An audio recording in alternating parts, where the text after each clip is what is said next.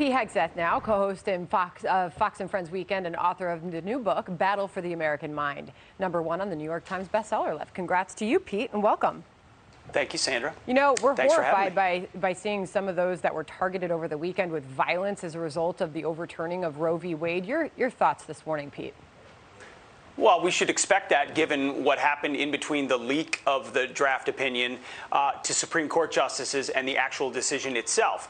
Mob violence and the threat thereof is a tactic used by the modern left. It's not new necessarily to today, but they want their way regardless of how our system works. This ruling was an absolute validation of our constitutional republic system. You see, they yell about democracy all the time. It's always the word democracy for the left. They use it as a cover word for everything.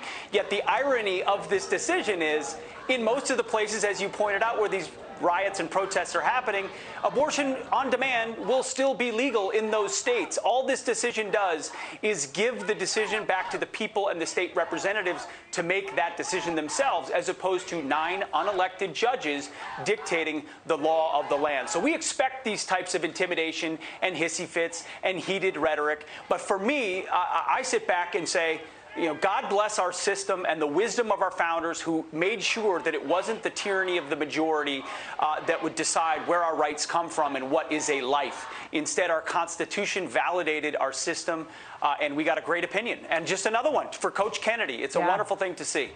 Great to get his reaction just a moment ago. Pete, meanwhile, I'm sure you watched the Sunday shows over the weekend. Martha McCallum was hosting Fox News Sunday, and she pressed Stacey Abrams on her pro-abortion stance. Here is that moment. Watch.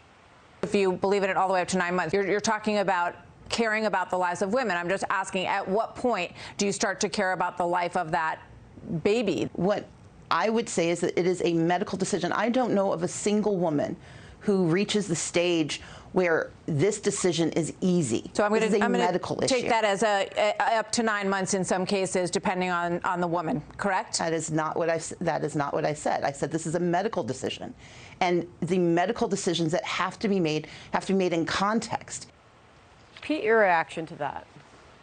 Oh, bravo to Martha McCallum. And anytime a host gets a chance to interview a Democrat about their stance on abortion, that is precisely the line of questioning you should take. At what point, all the way up to 9 months, would you say that the life of that child should be factored in? And these Democrats, time and time again, Stacey Abrams, the most recent, demonstrate and reveal themselves for the extremists on this issue that they are. You know, it's only countries like the Communist Chinese and North Korea that have as abortion on demand policies effectively. We did a segment on Fox and Friends Weekend this weekend. If you look across Europe and most developed Western nations, the decision in Mississippi was 15 weeks. Most of them are at 12 or 13 or 14 and have been for quite some time. Our policy for 50 years has been extreme. They're even more extreme. They went from safe, legal, and rare to abortion on demand.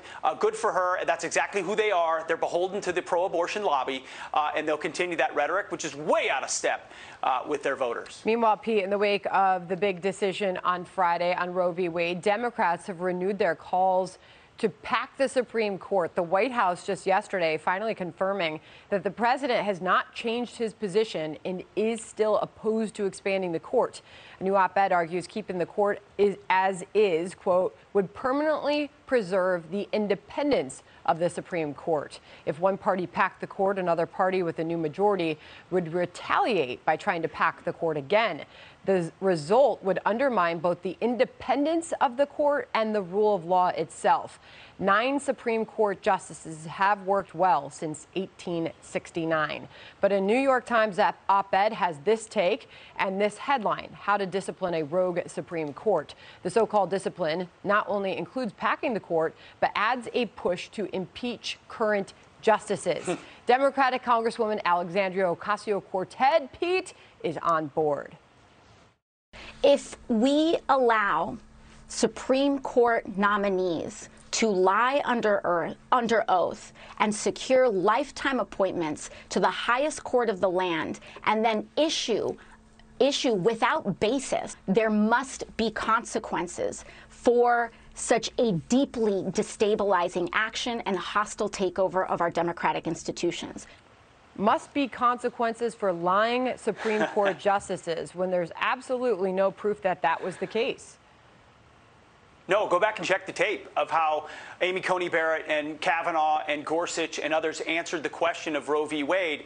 They did what justices for decades have done. They're not going to give away how they would rule on a particular case pending before the court. They can talk about their principles. They can talk about stare decisis. They can talk about a precedent, and they did. But they never definitively said anything one way or the other. This is silliness. This is juvenile stuff from Comrade Cortez, the socialist. But ultimately, it does represent a deep set of thinking on the left today, which believes if they don't get their way, our system should be torn down.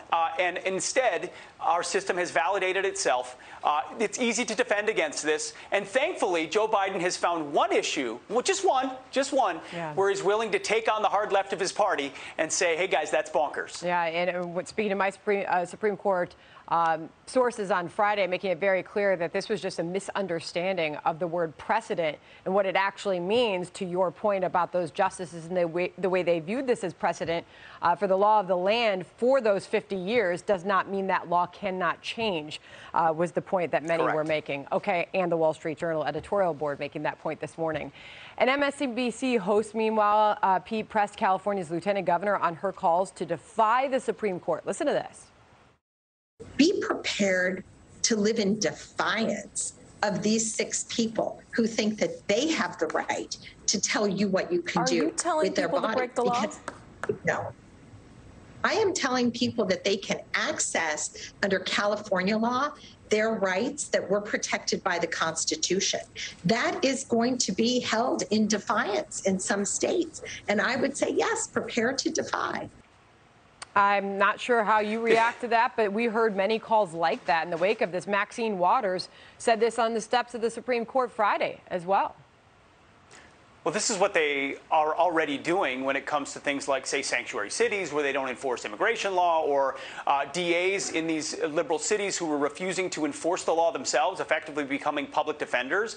They gain the positions and ignore the actual rulings from the Supreme Court or the law of the land. So that doesn't surprise me one bit. Here's the irony, too, and the sad part of it is California is going to probably increase the amount of abortions it performs. Again, it's not illegal in California. There's nothing to defy. It simply sends it back to the states where abortion on demand is already the unfortunate reality in California. Again, like climate change, the politics of abortion are so central to the lobby in the Democrat Party, they have to say these types of things. And they do believe them in many cases. And unfortunately, if you live in California, that is the reality. All right, Pete Hegseth, great to have you on. And again, congratulations on the success of your book. Thank you, Sandra. Appreciate it. Thank you.